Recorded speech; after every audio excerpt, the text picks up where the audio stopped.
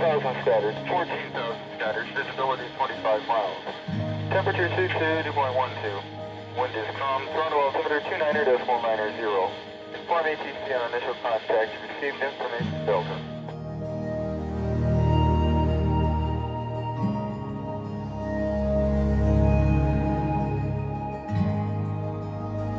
Dr. Donald Hull, his contributions to the community and creating this airfield was the foundation to this whole area.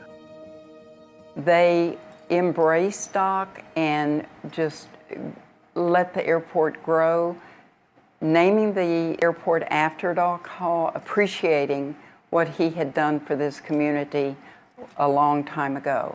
Doc Hull was an orthopedic surgeon for the Texas prison system. And he was an aviation enthusiast, and he flew all over the state of Texas.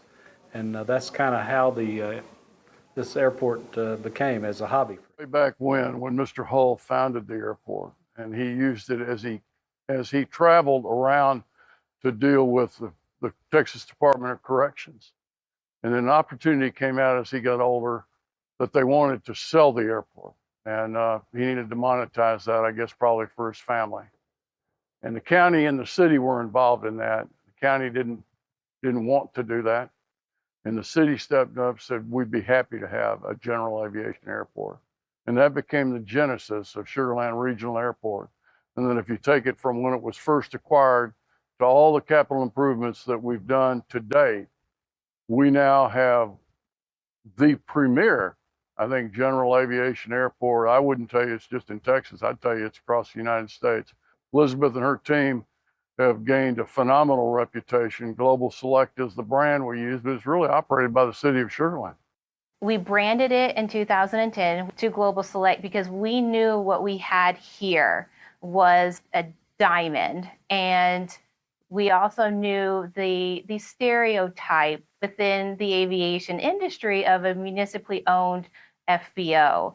So we really wanted people to give us a chance. So the FBO at most airports is a contractor or a tenant, right, that pushes your fuel. The issue with that is if you don't maintain control of your FBO, if the municipality doesn't, or the sponsor, doesn't own the FBO, then they have to be open to competitors. FBOs are typically owned by private entities. And so being owned by a municipality is in itself it's fascinating. So part of the Global Select brand was to convince the pilots, and this place is for pilots. The passengers that charter these business jets get right out of the aircraft, get right into a limousine and go. One of the most recent examples that I can share is a pilot came in and he's like, I just love this facility. I actually convinced the passengers that we needed to fly in here for this event because I enjoy being here. We get all types of comments about how great our facility is, how clean it is, and just the amount of amenities that we have. Our pilot lounge has different places to flight plan, to relax, movie theater, showers, you name it. Whatever the pilot needs, they can find it here.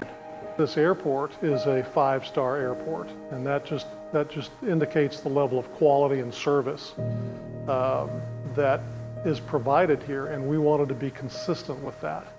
And so 5-star flight school, 5-star airport all went together. And that's why the city of Sugar Land has always gotten along well with Ansett Aviation. We fit their business model. So the Sugar Land Regional Airport plays an important role in the movement of those people to keep our economy and our community growing. I got a call from our Congressman Pete Olson one day, and he wanted to recognize Tom DeLay. And if you notice, the tower's now named the DeLay Tower with the Texas flag on it. So that was a special day for us. The airport identified that they have bees, and they were probably here long before the airport was here. Big part is I think it's over 800,000 bees right now down there in that, and they pollinate out 2 or 3, 4 miles from here. So it's beneficial for all of us. It's not just we're doing it just to. It's really cool. Bees could get in the way of the airplanes. They could hurt people if people got out and got stung.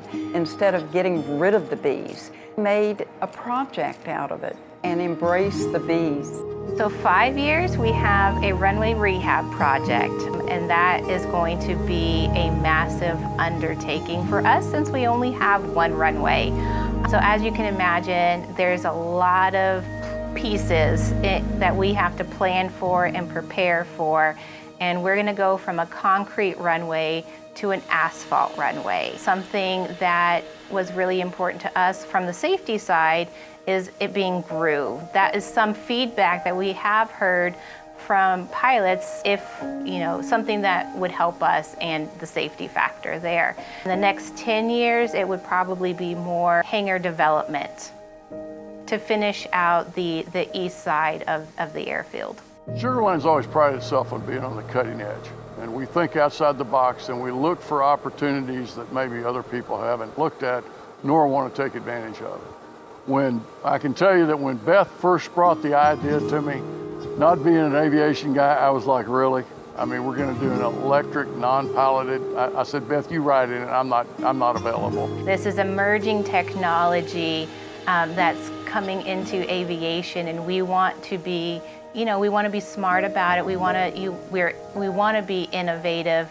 And really, it worked well, and it was great timing because it was also in our master plan that it was something that we needed to watch out for that could really push us into the future and something that we could focus on at Sugar Land. And so really all of the pieces came together perfectly when talking with council. So the city of Sugar Land has an agreement with WISC to have some kind of a vertiport here in 2030. This is the TxDOT Aviation Conference, and WISC was actually there, and we had them at the table that we sat at. And you listen to other people talk about the technology and the fact that Sugar Land's taking advantage of this, and when's it going to be operational, and everybody's excited about this kind of travel and opening up, to the skies.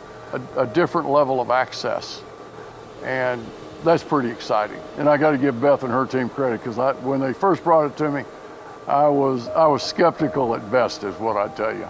I've flown in here privately with several people being on either a hunting trip or a golf trip and not knowing who I am. But I mean, when you step off that airplane, it's red carpet. When you look at the essence of Sugar Land Regional, it's the people. When you look at our senior management team, Elizabeth Rosenbaum, our director of aviation, with Mitch, with Ken, you look at our airport technicians, the men and women that fuel aircraft, that pull the planes into the hangars, that make sure when they're parking, they get blocked. All the people that we have collectively that work toward providing that service to you all as pilots, that's what makes it work.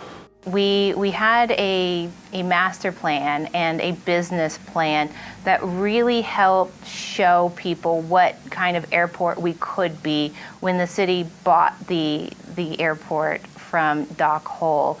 And ever since then, we've updated that business plan, and we've recently updated our master plan, and we followed it. It was our map, and we followed it, and we've been successful with it.